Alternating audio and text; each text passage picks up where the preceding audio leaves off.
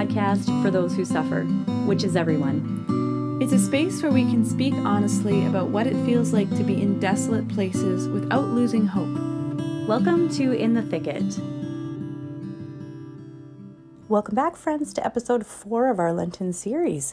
Thanks for joining us along the way so far, and today is our second episode on fasting, and we're going to actually talk about something from St. Ignatius. It's called The First Principle and Foundation, and he basically is telling us that we have a purpose for our life, and that's to praise and reverence and serve God, and that the things that we use in this life can either add to or detract from that ultimate purpose. And so we're talking about that in light of fasting and our own practices of fasting. We hope it's helpful for you. God bless. Okay, welcome back to our fasting series on In the Thicket. Mm-hmm. If you just are joining us and this is your first episode, I mean, you can listen. It's up to you. You have free will. It's great. But we also would recommend that you go back 1 week and listen to the kind of companion episode to this about fasting. Yeah. But anyway, Nice. I am Nicole. I'm here with... I'm Erin. I'm Rachel. We don't have like a specific order. I just thought we were going the order we did last time. So Yeah. Which works, which is good. Yeah. We're just Also, I'm pouring water from this like bottle of water into my mug because the bottle of water is really ugly and the mug is also not just for pretty, like aesthetic purposes. Yeah, that's right. So that's good. It'll taste better in the Lion King mug. Yeah, I that's think right. so. And I'm putting There you lotion go. on my hands, realizing I'm doing it by my mic. Can you hear it if I'm like... well, only when you hit Really, the mic. just when you hit the mic, yeah. like ASMR edition of In the Thicket podcast. a really bad Just one. hand lotion. Yeah. Yeah. It's good. Okay, so we're talking about fasting. We've been going through a little mini series this Lent, talking about prayer, talking about fasting, and talking about almsgiving. So we're in fasting right now. Last week we talked about just our experiences of fasting this Lent and what that means in terms of the meaning of fasting and why we fast. Yeah. So we want to dig a little bit deeper into that this week with some of the writings of St. Ignatius. So I'm going to start and read this quote. For those of you who might not be familiar, St. Ignatius was a soldier who lived in the 1500s, I think, right? 16th century. So. Sure. Yeah. And then he was wounded and had a conversion experience, and through that experience kind of noticed that the things of God, like spiritual reading, moved him in a different way than just kind of other average books, romance novels, right? And through that he developed this whole way of like learning how to discern and kind of tease apart our the movements of our own hearts and how that shows us how God is leading in our lives. And so here's a quote that he has that we think is really helpful when it comes to discerning what to fast. So it's: God created human beings to praise, reverence, and serve God, and by doing this to save their souls. God created all other things on the face of the earth to help fulfill this purpose. From this, it follows that we are to use the things of this world only to the extent that they help us to this end, and we ought to rid ourselves of the things in this world to the extent that they get in the way of this end, which is to serve God and to love God. And so, maybe you're already kind of, we're already a few weeks into Lent, and maybe you've got your fasting down, and this is just going to be helpful to kind of think about, why am I doing this fast? And is it helping me? Or maybe you had, we've probably all had Lents like this, where it suddenly hits you a few weeks into Lent that you're like, oh, it's Lent. The fast. The fast. Totally. Okay. What should I do? And maybe this can be helpful for you to kind of discern that. So, yeah. So when it comes to fasting, the church has like specific guidelines of what to do on certain days, like Ash Wednesday or Good Friday, or in the Byzantine Rite, there is Forgiveness Monday. It's also called something else too, and other days, as well as abstinence, so not eating meat certain days, and generally giving something up. But it's also to our discernment, right? We're each trying to discern what is this fast? Not what purpose does it serve for us, but kind of what purpose does it serve for us in that our aim is to serve God. Right. How is it helping us or hindering us? So last week we talked about kind of what we're all giving up for Lent, but I wonder, if we're going to start with, I think, Rachel, if you can share maybe some examples of Lent when you fasted in a way that maybe wasn't the typical fast, but was helping you towards this end of serving Using God. And things properly. using things to the end of serving God. Yeah. So, I mean, I think I've mentioned this before, but like I love YouTube videos and, TV shows and like just watching TV. And for me, when I went to university, like when I was a kid, my parents, obviously they like regulated that pretty strictly and stuff like that. But like, I mean, they weren't like crazy strict, but like, yeah, I wasn't like crazy. I had discipline in my life because of my parents, Right. in that area of my life. But when I went to university, I remember, now this is because I'm, like in my 30s. So people in their 30s would know what this is. But essentially, like we didn't have, when I was in my undergrad, there was no Netflix or streaming services or whatever, but campuses often had, and it was illegal file sharing. Illegal file sharing. Yeah. So I think I was at Western, which is in Ontario, University of Western Ontario. I think it was called DC plus plus. I think that's what it was called. It was really funny. And you could so if you were on campus, you were on the university server, you just logged in and you had access to all these shows. Like it was and at the time it was crazy because that's not a thing. Like it just didn't exist. It was like on demand television whenever you wanted it. And that was not a thing that I had. So I was like, I loved it. I binged watched so much television in my first year of university. And that was really bad because then now I was like in the habit of oh, I'm just relaxing. I'll watch TV. Oh, I'm like doing something. And like always watching TV. So that was not a good habit. And like, I didn't have that file sharing system later on, but still the sort of tendency to like go watch YouTube or like zone out using TV was like definitely kind of more a part of my life after that year. And in my fourth year of university, I was like, I got to really like do something about it. Like, this is not a healthy thing. So over Lent, so when I study, I'll take breaks and sometimes I'll watch a YouTube video or do something mentally to sort of just take a break. And that Lent, I decided, okay, I don't think I'm going to be able to just stop watching TV completely. I don't think that that's really a realistic goal for me. So what I did was I just subbed in, like anytime I want to watch YouTube videos or anything like that, it has to be something that's going to help me get closer to God. And at that time, which was like 2010, was kind of when Bishop Barron was sort of getting a lot of traction.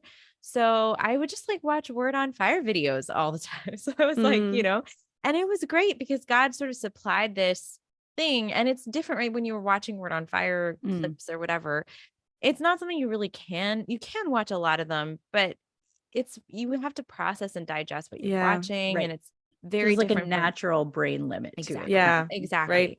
So that was sort of my Lenten practice. And I would still watch a lot, honestly, like, cause this was the way that I sort of reset my brain and anxiety and lots of different kinds of things, which is not healthy, but like that's, and so I still watched a lot, but it was something that was definitely making me more free and something that was bringing me closer to the Lord and slowly sort of detaching me from this addiction that I had to like wanting to just have something on all the time or whatever. So yeah, so that was, and it was extreme. It was a beautiful Lent. Like it was, and I had lived in a house full of Catholics at that time. And so I kind of told everybody which, it's not something you have to do, but for me, I thought that would be helpful. So if accountability, to have that accountability. And so that was really helpful because people were like, hey, what you watching? I'm like, Bishop Barron. They're like, okay, good. Like, yep. That's awesome. And I love that because I think that the human element of that is really key, right? Because like YouTube videos, TikTok, Instagram, Twitter, all of these things are designed to be addictive. Totally. Right. They're designed to play on our brain wiring and how we want to be attention to novelty, right? And flashy things and shiny and whatever. But to say, okay, I know I still need to relax and I don't know what to substitute if I'm not watching something, but to substitute for something that's not addictive in the same way. Like you said, that there becomes then this natural pace where you can only listen to so many talks before you actually would want to break, and probably then other stuff wouldn't be as appealing at that point, maybe. Totally. No, definitely. Yeah. So just like knowing ourselves as humans too, which is, I think that's really beautiful. Yeah, it's good. Yeah. The thing, like, because when we're talking about fasting, we chose to talk a lot about self-discipline because that's like such an important part of fasting, and it is like, that's exactly the muscle that I feel like for me is like helping. Like, it helps me to be able to use things as they ought to be used, right? It's like Yeah. being able to be disciplined in how much I'm using things, because even things that I find are good, like, like talks, or if I'm, I don't know, doing some work on Instagram for the podcast or things like that, like, it's easy for that to go into a thing where it's not being used to forward the Yeah. mission of the podcast or to help me to learn something or whatever, but it's actually then goes into the distraction territory, right? So it's like, oh, now my purpose has shifted. So it's like doing, and so to have that like self-discipline to be able to like step out of that and recognize my own motivations in a lot of things, like, that's what I found is like a helpful skill to kind of be developing. And I'm even thinking about like things that have changed. Like, I feel like I can spot ways that this has changed for me over time, because before, even some of the things that I found like enjoyable or that I could watch on Netflix or things like that, like, I can use a very specific example, which is the show You, that I think a lot of people have, which is like a super interesting show. It's like, I mean, the premise of the guy who gets, obsessed, and it's like, it kind of normalized, and at first I was like, oh, this is really interesting and entertaining, but then there's like something that was not sitting right in my heart, and I'm like, but it's like normalizing things that I don't think should be normalized, and there's like, I don't know, aside from like sexual content and things like that, which I always just fast forward through, but just the way things are presented, where there's like a protagonist that is engaging in obviously terrible things morally, and there's a sense of you like rooting for this protagonist, or so I'm like, that's like I'm like, no, I'm gonna choose not to watch that anymore, because I don't actually think that it's leading me to like praise God and to love him and to serve him. Right. Or like with music, like I'll do that sometimes, like a song that I used to really love, and then I'm like, actually, the things that they're saying, I'm like, this is not. It's like the Lord points those. He tends to point those things out for me over time a little bit, like a little bit at a time, where I'm like getting to know more my own heart and what will actually lead me towards him and what will not, and what's kind of a neutral zone, or because sometimes it's not like super easy to discern that as well, right? Yeah. It's not always clear. And I think my most stark example of this was like a few years ago, and I was having some anxiousness that was leading me to like not eat enough. Like, I felt like I couldn't eat, and I was like, it was becoming something really unhealthy, and I was like losing weight and stuff. And then Ash Wednesday hit, and I just decided, like, okay, instead of doing the Ash Wednesday fast, because I've kind of been doing a not worse, but like more than Ash Wednesday fast now for like a few weeks, I'm going to eat 3 full big meals. I'm going to just make myself eat 3 full big meals that day. And I did that. And it kind of helped to kick me out of that, that sort of pattern, which was helpful. I think there was also, and I'm just going to say this, there was a little bit of, I think, pride in that, of like, ooh, look at me, I'm like doing something different because this is what I need. And so I always am like, I don't know if that was exactly the right thing to do, but but that's what I did, and it seemed to help.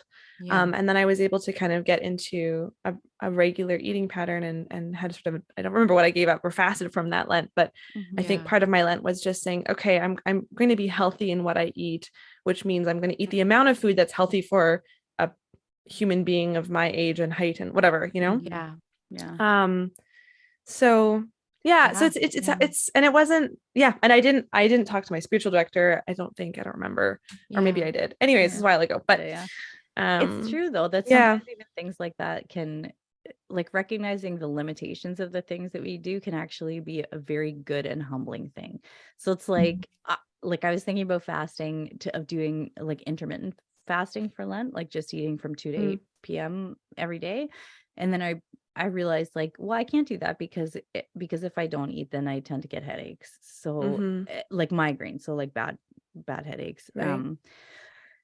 And so I can't do that. And that's actually kind of humbling, So Yeah. like to Yeah. not be able to do that because of limitations, like that's also a good, that's like a kind of good fast thing. Yeah. And it Yeah. actually points us towards being able to Yeah. use things rightly, because if I Right. were to do that and to not, to only eat food in that way, then I actually wouldn't be using food rightly, because I require more food to be able to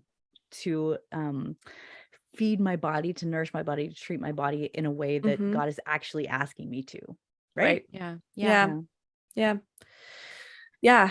It gets tricky even in, I think, my current Lent. Part of it is, and this is something I was talking about with my spiritual director, like I can get it can get very much in my head, especially since my work is intellectual and my PhD. All of this is it's a lot of thinking, and I can sometimes get disconnected from knowing, like, am I hungry? And that can be good, right? Like part of fasting is to say, hey, I don't need to just give in to all the desires of my body all the time, right? Yeah. And so there can be something good, but I tend to live in that zone perhaps more than is healthy. So part of what she was saying was, okay, why don't you use this Lent as an exercise in, can you actually really listen to your body and pay attention to what you need, and do that while you're still trying to do this. So my Lent this year is very murky, but I think it's one of the first times where I feel like for a longer period of time, I'm really trying to lean into this idea of, well, what is God calling me to do? And yes, I'm kind of try to do this vegan thing in terms of I shouldn't call it vegan. That sounds like it's anyways, but that's essentially what it adds up to. With my husband, with our church, but also being careful that I don't slide into something that is just like controlled. So it's just tricky, it's not straightforward for me this Lent. And I mean, that's okay. That's all right. And I mean, there's an interesting, so my prayer thing, which we talked about last week, is like, I'm doing 15 minutes every day. And I have this Lent journal thing from Bishop Barron is coming up all over the place today, but from Word on Fire that someone gave me, which was like from 2020, but it's like the cycle of readings come back, so I'm like doing it, and it's been interesting. It's been good. Like, it's not been super, mountaintoppy kind of experience, but it's been good. And one of the early reflections, I think it's like the Ash Wednesday reflection maybe, was Bishop Barron just saying, like, Lent is about doing. He's like, just do it. And so he's like, don't, because I mean, and I'm kind of trying to connect this with what we're saying here today, because he was kind of saying, like, don't over spiritualize Lent in a way where you just like, you're like, well, I'm just going to think about all these things and blah, blah, blah. And they're not actually going to do anything. He's like, the biggest thing you could do in Lent is just do Lent. He's like, you do some, pray, fast, almsgiving, like do those things. But I was thinking, what we're talking about is that, though. We're not saying, like, it's not about getting in your head and just kind of ruminating. It's about, like what you're saying, Nicole, like genuinely checking in with your body. That's a thing that you have to do. It's about asking the Lord, like proactively, like, Lord, what do I do in this situation? It's about making decisions. And it is tricky and it's murky, because it's not like you've made a decision at the beginning of Lent that's like going to carry you through all the way through. You have to be making decisions every step of the way, right? But you are making decisions. And I think there's something to what Bishop Barron said that kind of hit me. And I was like, it is about, it's about walking with the Lord. It's not task doing. It's really like living doing, you're not waiting. We did this, PhD like training seminar thing of like how to write a dissertation recently, and or like, things to think about, not how, but just things to think about. And one of our professors was saying, like, he had a start date for writing where he's like, no matter whether I feel ready or not, I'm just going to start on that day. Which I thought was such a helpful thing. But this is kind of reminding me of that, where it's like, if you're sort of like, you don't have to have it all figured out. Right. You don't have to know everything about how your Lent's going to go and how your fast is going to go. Just start, just start doing something. Yeah. No, that's good. Yeah. And it brings it into the intentionally, like, I mean, so often, or I've found anyways, that it's like, you can, go through your life or your day or whatever, and life just happens to you in a sense, or like you just float or whatever. But I think that's really part of the beauty of Lent, is the intentionality of like, no, I'm going to be mindful of what I eat, of what I do, of how I'm living, of how I'm seeking you, Lord, of how I'm praying. And that's good. Like it's good for us to be mindful of all of those things and aware, because then we're finding it's like we're also kind of at the same time seeking the Lord in those things. Like if we're mindful of things and we're in that relationship with the Lord, then it's like it becomes that kind of constant dialogue where I'm like, okay, I'm, feeling this way, or I'm feeling hungry, I'm going to choose to do this. Like, and then it also gives him permission. Like we're inviting him into those things for him to be like, oh, nope, that's not like, oh, this is where I want you to go. This is what's good and helpful. This is not so good and helpful or whatever. Yeah. Right. Totally. And then one more thing I was thinking from Nicole, what you were sharing is, okay, there are times when we, in our prayer lives, we are really feeling that, the Lord is speaking to us and it's clear and whatever. And there's other times where, like the chocolate Lent, where you're like, I don't know. And I'm just going to pick one thing. And then there are times where you're like, there's something going on and I can't really get at it. And that's when like, spiritual direction, friends, family, people that you trust, it's helpful. It's really, truly helpful to like ask people to give you a sense, to help you get a sense of like what it is that God is calling you to. Because that's the other thing. Like Lent doesn't have to be a solo act, Yeah. Yeah. I think that's I think that's good. Yeah. I've definitely been reaching out for some good like Indian recipes lately. Oh, and so I made some good like, a lot of good, because there's a lot of good vegan ones. So I made some like rajma, which is like, it's like beans. It's like a curry, but with chili powder. So it's kind of like a chili. It's really good. Nice. And chana masala, like chickpea curry, really so good. So that's been kind of fun too. Aloo gobi, which is like, a classic, which is potato and cauliflower and spices, and it's really good. Yeah, there's a lot. That's actually a very good point. There's if you're going vegan this Lent, try Indian food. There's a lot of stuff out there. Yeah, it's good. Sweet. Alrighty. Well, thanks, folks. Thanks for listening. Thanks for joining us in this Lenten journey, part 4 of 6. Yes. Right. I think. Yes, you're correct. Yeah, you are correct. Yes. We'll look forward to seeing you next week with what are we doing next week? Almsgiving. Yeah, exactly. Nice. It'll be good. It'll be good. Almsgiving. That's right. Almond. Yeah, don't you always? I just like when I see almond and almsgiving, I'm like almsgiving. All like really almond. Yeah, I really want to do that. Almsgiving, because you can almost gloss over it. Almsgiving. Giving almonds. Yes. Anyway, all right. Thanks, folks. Yeah. Thanks for listening. God bless y'all. We love you all. Okay. Bye. Thank you for joining us for this episode of In the Thicket. If you like what you hear, give us a rating and hit that subscribe button. We have new episodes every Monday with more stories and honest conversations about life when the going gets rough, and the hope and humor amidst it all. We'd love for you to join our community on Instagram and Facebook at In the Thicket Podcast. While you're there, let us know how we can pray for you. God bless, and see you next week.